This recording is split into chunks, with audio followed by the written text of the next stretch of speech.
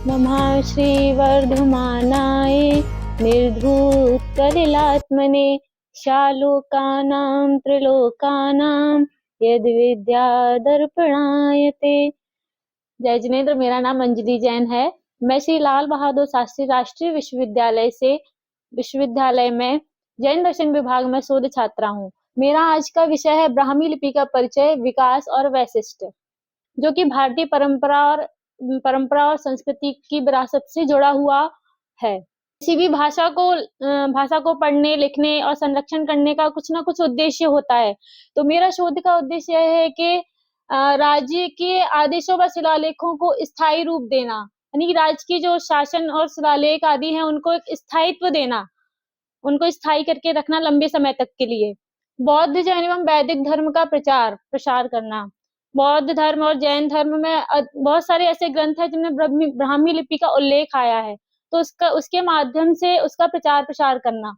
भारतीय संस्कृति का संरक्षण करना और शिक्षा व ज्ञान के विकास में अति सहायक होना।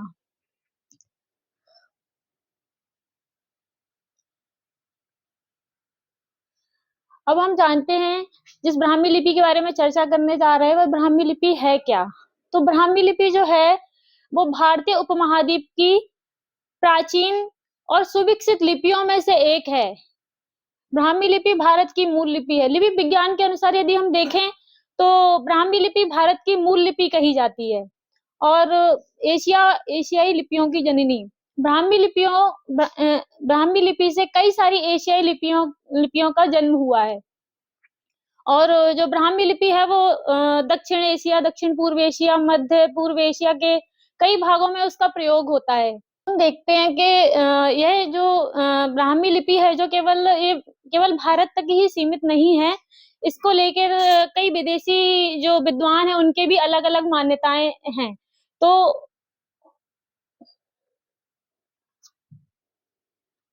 तो ब्राह्मी लिपि की उत्पत्ति की यदि मान्यताओं के बारे में देखेंगे हम, तो वैदिक दृष्टिकोण से कहा जाता है कि ब्राह्मी लिपि की जो उत्पत्ति है वो ब्रह्मा जी के द्वारा हुई है।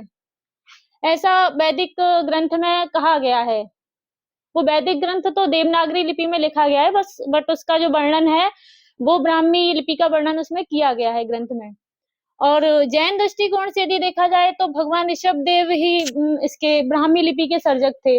उनकी 2 पुत्रियां थीं, जैसे कि इसमें दिखाया जा रहा है, ब्राह्मी और सुंदरी। उनकी जो प्रथम पुत्री थी ब्राह्मी, तो भगवान ऋषभदेव ने उनको ब्राह्मी लिपि का ज्ञान कराया था, जिसके नाम पर ये लिपि का नाम ब्राह्मी लिपि पड़ा। उनकी दूसरी पुत्री थी सुंदरी। तो इनको सुंदरी को भगवान ऋषभदेव ने अंक ज्ञान कराया था, जिसको सुंदरी लिपि के नाम से भी जाना जाता है। और बहुत सारे विदेशी मत हैं, उनकी भी कई मान्यताएं हैं, जैसे कि जेम्स प्रिंसेप हुए, सेनाट आदि। उनका मत यह था कि ब्राह्मी लिपि की उत्पत्ति यूनानी लिपि से हुई है। फेनोशियन आदि विद्वान थे, उनका ऐसा मानना था कि फेनोशियन लिपि से ब्राह्मी लिपि की उत्पत्ति हुई है। फेनोशियन से ब्राह्मी लिपि की उत्पत्ति डायरेक्टली नहीं हुई। फेनोशियन से पहले अरामिक लिपि की उत्पत्ति हुई, फिर उसके बाद ब्राह्मी लिपि की उत्पत्ति हुई। और भी कई ऐसे विद्वान हैं, जैसे वो कहते हैं कि सेमेटिक मूल से ब्राह्मी लिपि की उत्पत्ति हुई, कोई कहता है उत्तरी सेमेटिक से, कोई दक्षिणी सेमेटिक से। ऐसे इसको लेकर विभिन्न मत हैं। लेकिन इन जो विदेशी विद्वानों का जो मत था वो तर्कसंगत और अप्रमाणित था। इसलिए मूल रूप से ब्राह्मी लिपि जो है वो भारतीय परंपरा की ही धरोहर है। आगे हम देखते हैं ब्राह्मी लिपि के ऐतिहासिक दृष्टिकोण से उसका विकास कैसे हुआ। सर्वप्रथम जो था मौर्य काल, जिसका समय था ईसा पूर्व 3री शताब्दी। तो उस काल में ब्राह्मी लिपि को प्राचीन ब्राह्मी कह सकते हैं उसको। तो उसका जो प्रमाण है वो सम्राट अशोक के शिलालेखों में देखने के लिए मिलता है। फिर उसके बाद आता है ये गुप्त काल। तो गुप्त काल के पहले एक काल और आता है शुंग कुषाण काल, जो 3री से 4थी शताब्दी तक रहा और उसमें क्षेत्रीय रूप से विस्तार हुआ। यानी कि ब्राह्मी लिपि को 2 भागों में विभाजित कर दिया गया, उत्तरी ब्राह्मी और दक्षिणी ब्राह्मी। उसके बाद फिर गुप्त काल जो रहा वो 4थी से 5वीं शताब्दी तक रहा और उसमें ब्राह्मी लिपि विकसित होकर गुप्त लिपि के रूप में आ गई। उसके बाद फिर आता है मध्यकाल।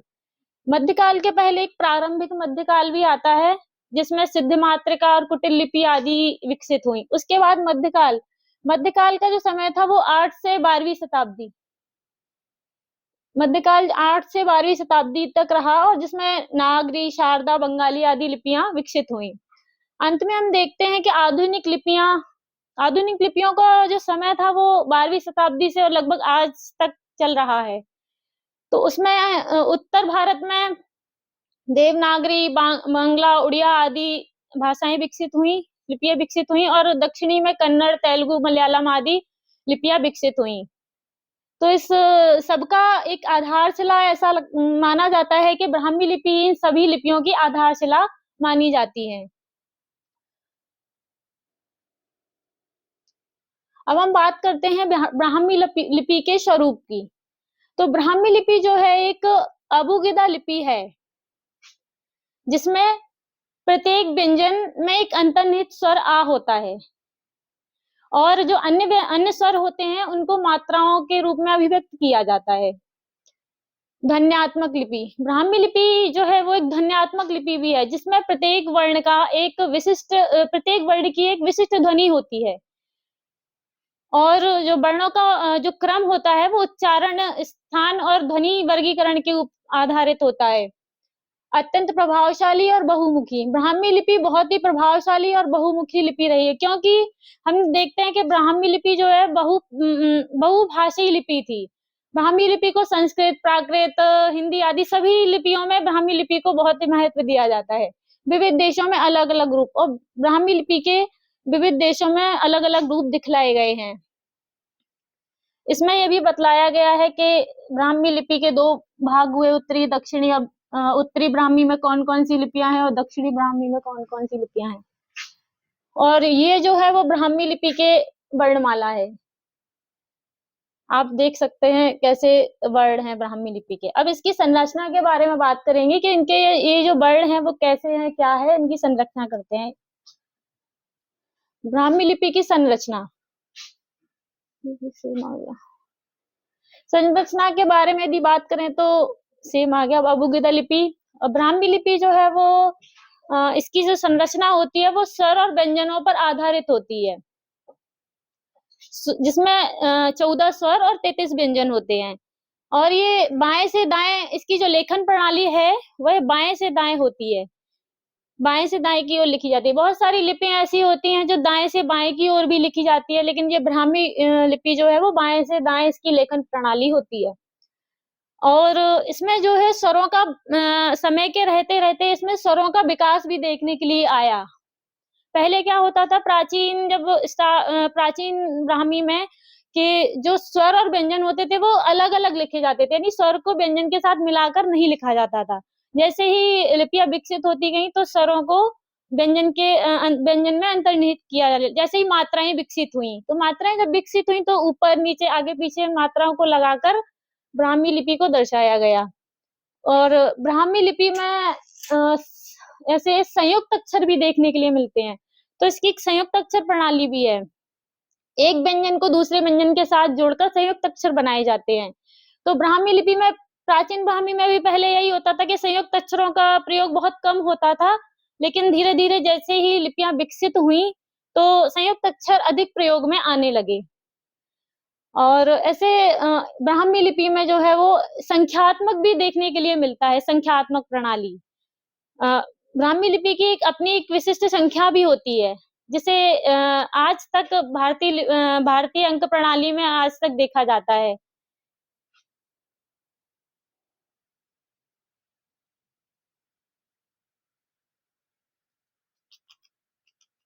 अब हम देखते हैं कि ब्राह्मी लिपि जो है वो केवल एक वैज्ञानिक और परंपरा के रूप में ही नहीं रही, बल्कि एक धार्मिक और सांस्कृतिक उपयोग में भी आने वाली लिपि है। बौद्ध और जैन ग्रंथों में देखते हैं कि ब्राह्मी लिपि, बौद्ध ग्रंथ में हम देखते हैं, बौद्ध ग्रंथ ललित विस्तर में 64 लिपियों का वर्णन किया गया है, जिसमें से पहला नाम ब्राह्मी लिपि का आता है। एंड जैन ग्रंथ सम्मायंग सूत्र में भी 16 लिपियों का वर्णन किया गया है, जिसमें पहला नाम ब्राह्मी लिपि का आता है। और जैन ग्रंथ भगवती सूत्र में भी तो सूत्र का प्रारंभ भी नमो बंभीर लिपि से होता है। तो ऐसा धार्मिक और सांस्कृतिक रूप में उपयोग आने वाली लिपि है। अशोक के शिलालेख में भी ब्राह्मी लिपि का प्रयोग हुआ है। अशोक के शिलालेखों में ब्राह्मी लिपि का जो प्रयोग हुआ है वह प्राचीन ब्राह्मी में अशोक के शिलालेख ऐसे होते थे जो जिस लिपि में शिलालेखों को लिखा गया है तो उसमें ऐसा होता था कि प्रत्येक वर्ण के बाद स्पेस रहता था जो कि किसी व्याकरणिक संकेतों का अभाव के कारण होता था। जैसे विराम चिन्हों का अभाव होता था ब्राह्मी लिपि में। जब उनके काल में जब ब्राह्मी लिपि जब लिखी जाती थी सम्राट अशोक के काल में, तो वर्णों के बीच में शब्दों के बीच में स्पेस रहता था एक-एक शब्दों के बीच में। तो वो जो जैसे-जैसे लिपियाँ विकसित हुई तो वो जो स्पेस है शब्दों के बीच का वो कम होता चला गया। सिक्के और अभिलेखों में भी ब्राह्मी लिपि का बहुत ही सहज तरीके से वर्णन देखा गया है। वर्तमान महत्व, शोध और विश्वविद्यालय अध्ययन। वर्तमान में यदि हम देखें तो ब्राह्मी लिपि शोध का विषय बहुत सारी ऐसी जगह हैं जहाँ पे बहुत सारे ऐसे विश्वविद्यालय हैं जहाँ पर शोध का विषय ले सकते हैं बनाया। विश्वविद्यालय अध्ययन, डिजिटल फ़ॉन्ट व यूनिकोड। ब्राह्मी लिपि को डिजिटल फ़ॉन्ट और यूनिकोड में भी शामिल किया गया है। एआई और ओसीआर तकनीक में भी इसको शामिल किया गया है। ब्राह्मी जो है सभी भारतीय लिपियों की जननी कहा है। ब्राह्मी लिपि का निष्कर्ष यही निकलता है कि ब्राह्मी लिपि सभी भारतीय लिपियों की जननी है। भारत में जितनी भी लिपियां हैं वो ब्राह्मी लिपि से ही विकसित हुई हैं और भारतीय संस्कृति की आधारशिला ब्राह्मी लिपि है। धन्यवाद।